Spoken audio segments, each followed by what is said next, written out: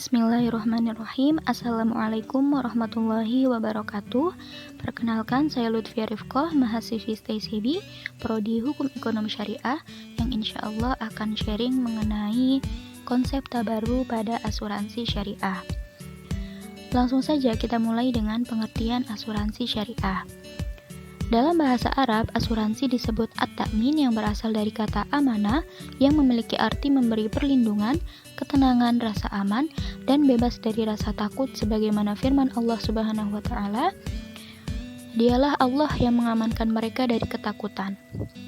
Secara baku, definisi asuransi di Indonesia telah ditetapkan dalam Undang-Undang Republik Indonesia Nomor 40 Tahun 2014 tentang perasuransian, yang di dalamnya menjelaskan definisi asuransi syariah, yaitu kumpulan perjanjian yang terdiri atas perjanjian antara perusahaan asuransi syariah dan pemegang polis, dan perjanjian di antara para pemegang polis dalam rangka pengelolaan kontribusi berdasarkan prinsip syariah guna saling menolong dan melindungi.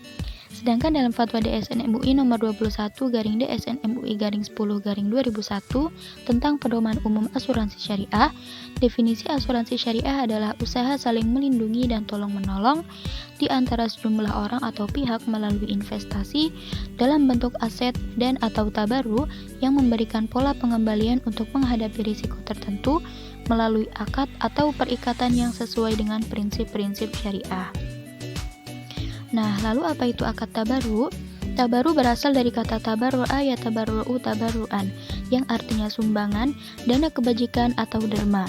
Tabaru secara hukum fikih masuk ke dalam kategori akad hibah.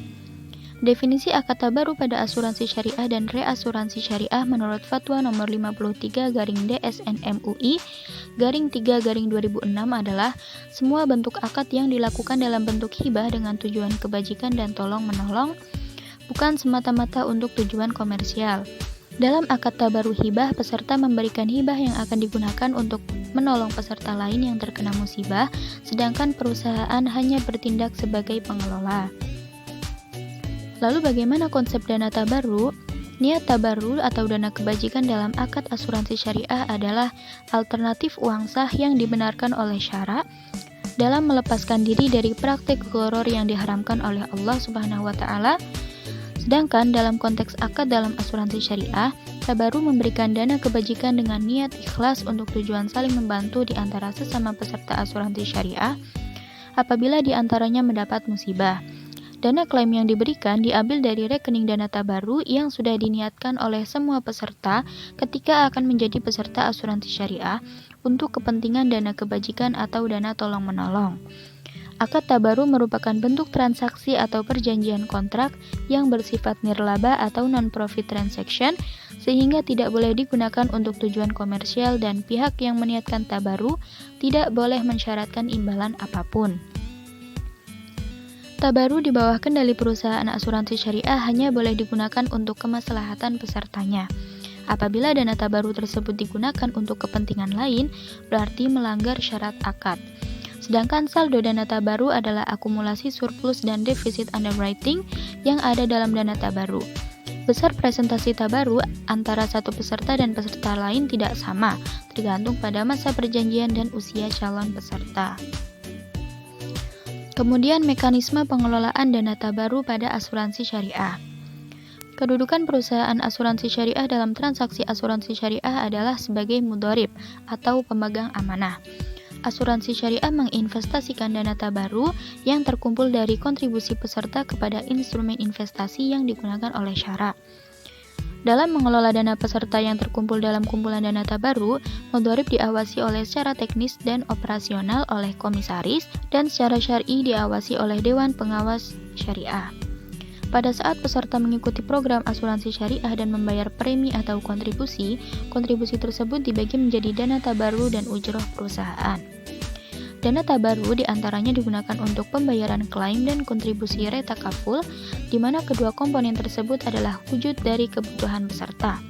Sementara itu, sumber dana untuk kebutuhan perusahaan diambilkan dari dana ujroh dan menjadi komponen dana pemegang saham. Selanjutnya, dana yang sudah terkumpul dari peserta maka akan diinvestasikan oleh pengelola ke dalam instrumen-instrumen investasi yang tidak bertentangan dengan syariat. Apabila dari hasil investasi diperoleh keuntungan atau profit, maka setelah dikurangi beban-beban asuransi, keuntungan tadi akan dibagi antara sahibul mal peserta dan mudharib atau pengelola berdasarkan akad mudharabah atau bagi hasil dengan rasio atau nisbah yang telah disepakati di muka. Dalam asuransi, pembayaran yang dilakukan oleh peserta akan diberikan sebagai sumbangan berdasarkan prinsip al-musahamah, di mana peserta memiliki hak untuk menyatakan klaim atas kontribusi yang dibayarkan jika tidak terdapat kerugian pada subject matter yang disepakati. Namun, jika kerusakan atau kerugian terjadi pada subject matter dalam rentang waktu polis, maka si pengelola secara sepihak terikat untuk membayar kompensasi yang disepakati kepada si peserta atas kerugian dan kerusakan pada subject matter yang disepakati. Demikian yang saya sampaikan. Mohon maaf apabila ada kekeliruan dalam penyampaian. Semoga bermanfaat untuk teman-teman yang sudah mendengarkan video ini. Wassalamualaikum warahmatullahi wabarakatuh.